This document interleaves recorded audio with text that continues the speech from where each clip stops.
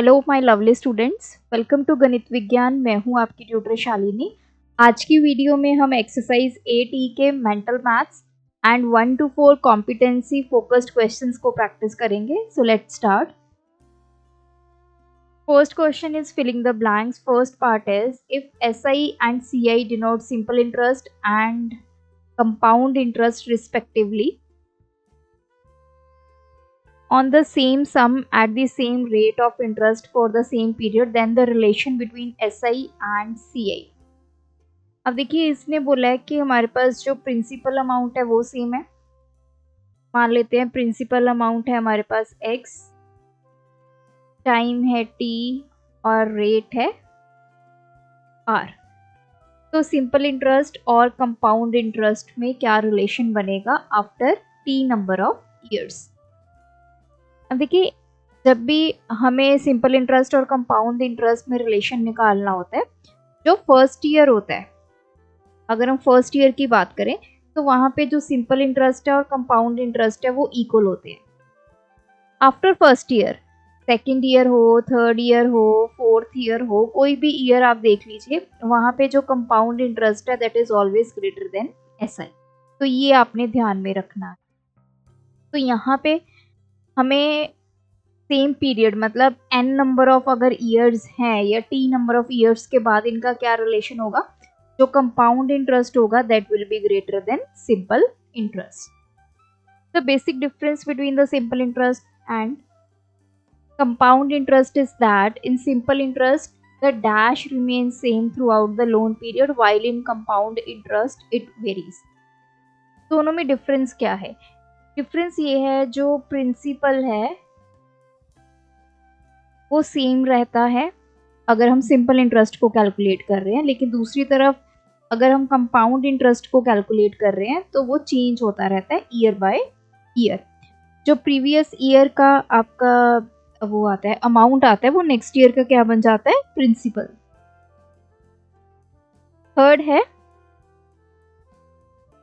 if the compound interest compounded annually on a sum of money at a certain rate of interest for an year equal to simple interest on the same sum at the same rate for the same, then n equals to। तो यहाँ पे question में ये दिया गया है, यहाँ पे है for the same period। अब इसने बोला है कि अगर कंपाउंड इंटरेस्ट और सिंपल इंटरेस्ट आपस में इक्वल हैं on a sum of money, मतलब प्रिंसिपल दोनों में सेम है, at certain rate of interest, जो रेट ऑफ इंटरेस्ट है वो भी सेम है, फॉर n ईयर्स, जो n है वो नंबर ऑफ ईयर्स है, मतलब टाइम है दोनों में। ये दोनों आपस में कब इक्वल होते हैं? तो n की वैल्यू आपने बतानी है। तो जैसे मैंने स्टार्टिंग में बताया, फर्स्ट ईयर के लिए आपका सिंपल इंटरेस्ट और कंपाउंड इंटरेस्ट क्या होता है? इक्वल होता है। उसके बाद कोई भी ईयर है, second year, third year, fourth year, जो कंपाउंड इंटरेस्ट है that is always greater than SI। तो n की वैल्यू क्या होगी? 1 के लिए ही सिर्फ कंपाउंड इंटरेस्ट और सिंपल इंटरेस्ट क्या होंगे? आपस में equal. Dash is equals to principal plus interest. तो ये किसका फॉर्मूला होता है? अमाउंट। अमाउंट किसके इक्वल होता है? Principal plus interest. सेकंड है असर्शन। फर्स्ट क्वेश्चन है simple interest on a given amount is always less than or equal to compound interest on the same amount for the same period and at the same rate of interest per annum। तो इसने बोला है कि जो simple interest होता है वो हमेशा लेस देन और इक्वल टू होता है कंपाउंड इंटरेस्ट से। कब? जब हमारा सेम अमाउंट होगा, सेम टाइम पीरियड होगा और सेम रेट होगा। तो ये क्या है? True. Simple interest is always less than और इक्वल टू कंपाउंड इंटरेस्ट। कब? इक्वल टू कब होगा? जब आपका टाइम कितना होगा? 1 ईयर। फर्स्ट ईयर में अगर आप इसको कैलकुलेट करोगे तो दोनों वैल्यूज इक्वल होंगी। जब टाइम 2 ईयर, 3 ईयर होगा तो जो सिंपल इंटरेस्ट है वो कंपाउंड इंटरेस्ट से छोटा होगा। रीजन है,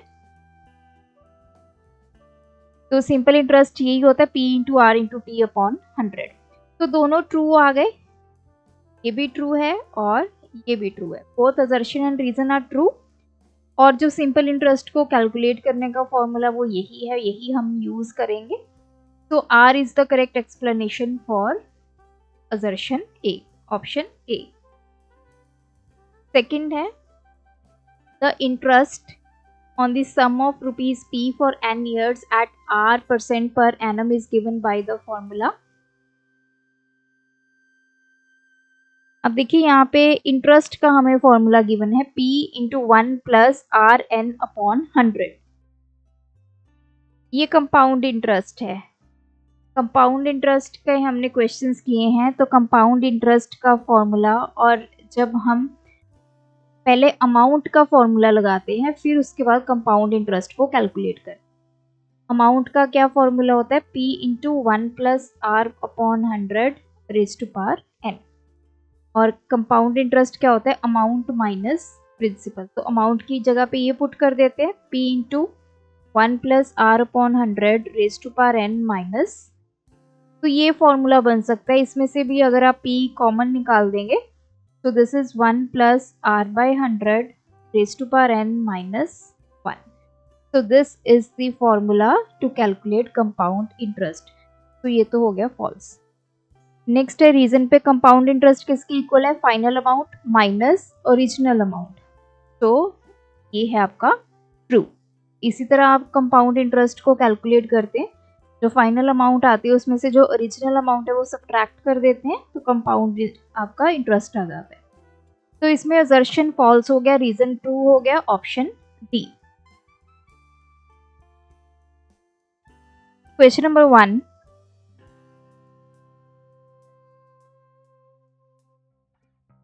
तो इसमें दिया गया क्या हुआ है, सिंपल इंटरेस्ट है जो on a certain amount is 9/16 of the principal. Simple interest के बारे में बताया गया है कि वो 9/16 किसका है, प्रिंसिपल का। मान लेते हैं कि जो प्रिंसिपल वैल्यू है वो है x rupees.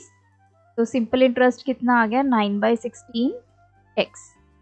If the numbers representing the rate of interest and time be equal.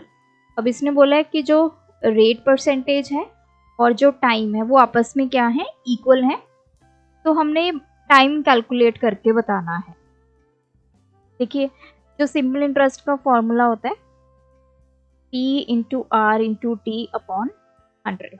तो सिंपल इंटरेस्ट कितना है हमारा, 9/16x। T की वैल्यू x, R की जगह हम T पुट कर सकते हैं क्योंकि R और T आपस में इक्वल है। T मैंने इसलिए पुट किया क्योंकि हमें टाइम कैलकुलेट करना है। तो T की जगह तो T आ गया अपॉन 100। ये बन गया 9/16x इक्वल्स टू x, ये बना टी स्क्वायर अपॉन 100। तो 9/16x, टी स्क्वायर को यहीं पे रखेंगे, x जब इधर जाएगा, ये ऊपर न्यूमिनेटर में है तो इधर डिनोमिनेटर में चला जाएगा। 100 यहाँ पे डिनोमिनेटर में है, उधर जाएगा तो न्यूमिनेटर में। x के साथ x कैंसिल, यहाँ बचा टी स्क्वायर। तो ये हो गया 900/16 इजिकल्स टू टी स्क्वायर। अब हमें t की वैल्यू फाइंड करनी है, तो हम क्या करेंगे, taking square root on both sides. क्योंकि स्क्वायर है इधर, इसको खत्म करने के लिए स्क्वायर रूट लेंगे तो दोनों तरफ लेंगे 900/16। इसके साथ तो ये कैंसिल हो जाएगा, यहाँ पे बच गया t। 900 का रूट 30, 16 का रूट 4। 2 के टेबल पे ये कैंसिल हो गया, सो दिस इज 15/2। को कैसे लिख सकते हैं, 2 7 to the 14 1, 7 1/2 year.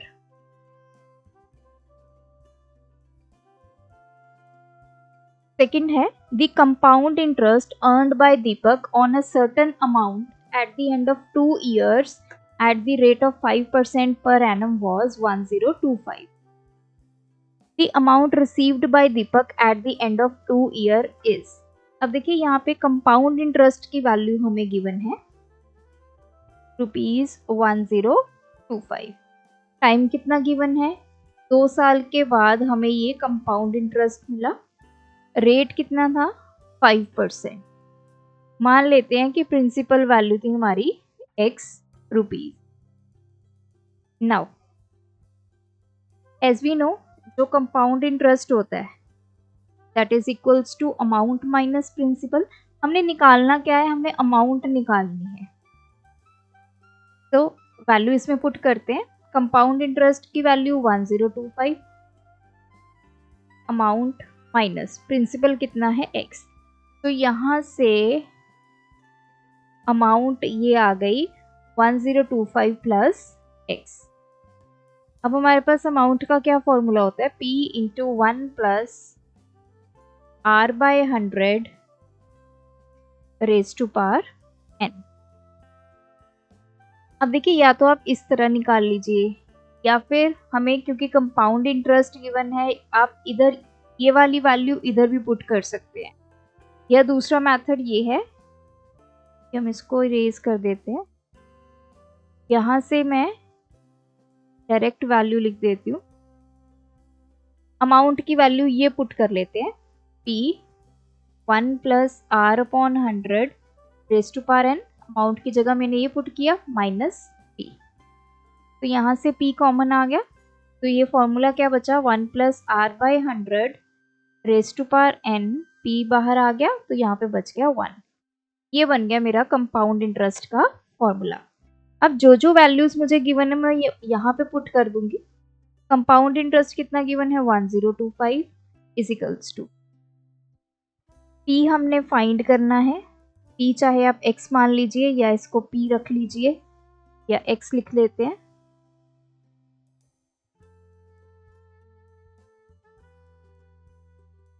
One plus r की वैल्यू कितनी है 5 अपॉन 100, n कितना है यहाँ पे 2 years minus 1। 1025 equals to x into, ये कैंसिल हो गया, ये आ गया 1 प्लस 1/20 की power 2 minus 1। 1025 equals to x। यहाँ पे 20 हमने एलसीएम ले लिया, 20 प्लस 1 का स्क्वायर माइनस 1। तो ये आ गया 1025 इजिकल्स टू x। 20 प्लस 1 21/20 इसका square minus 1। 1025 equals to x। 21 का स्क्वायर रूट स्क्वायर 441। 200 का कितना होता है 400 माइनस 1। 1025 equals to x। तो यहाँ पे 400 एलसीएम आ गया, 441 minus 400। 1025 equals to x into इसको सब्ट्रैक्ट किया 41/400।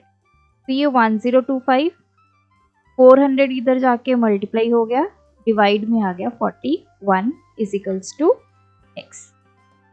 तो ये आ गया। अब देखते हैं अगर ये कैंसिल होता है, 1025 डिवाइड बाय 41, पहले ये 2 पे चला जाएगा, 205 ये चला गया 5 पे,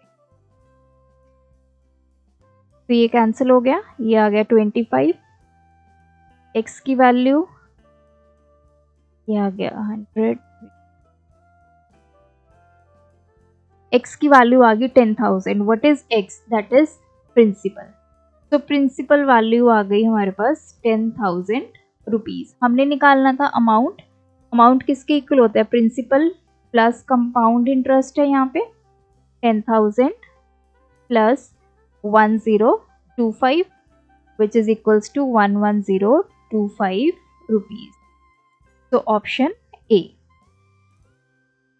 Question 3, which of the following is a better deal for you?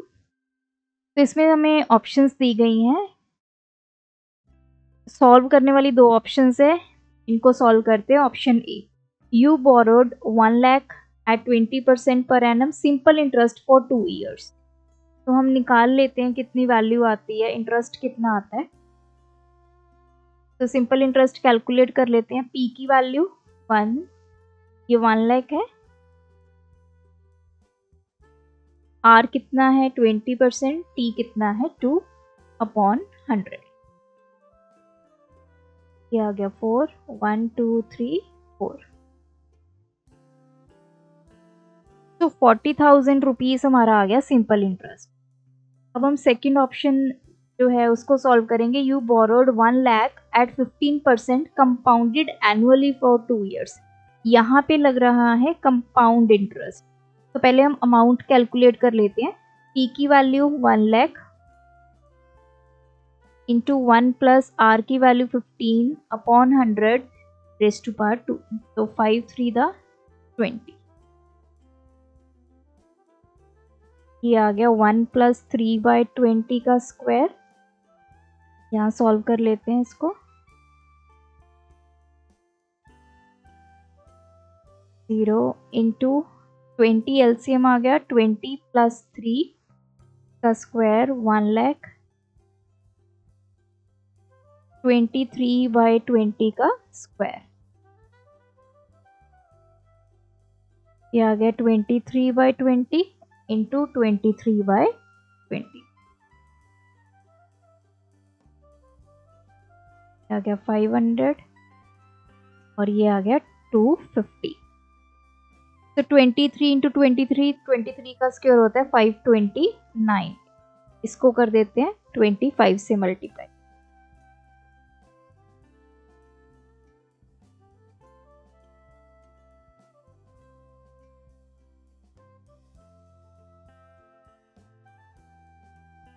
ये आ गया 132250। ये हमारा आ गया अमाउंट। अब हमने निकालना क्या है, कंपाउंड इंटरेस्ट निकाल लेते हैं। That is amount minus principal. 132250 minus 1 lakh 32,250 rupees उसको कंपाउंड इंटरेस्ट देने पड़ेंगे।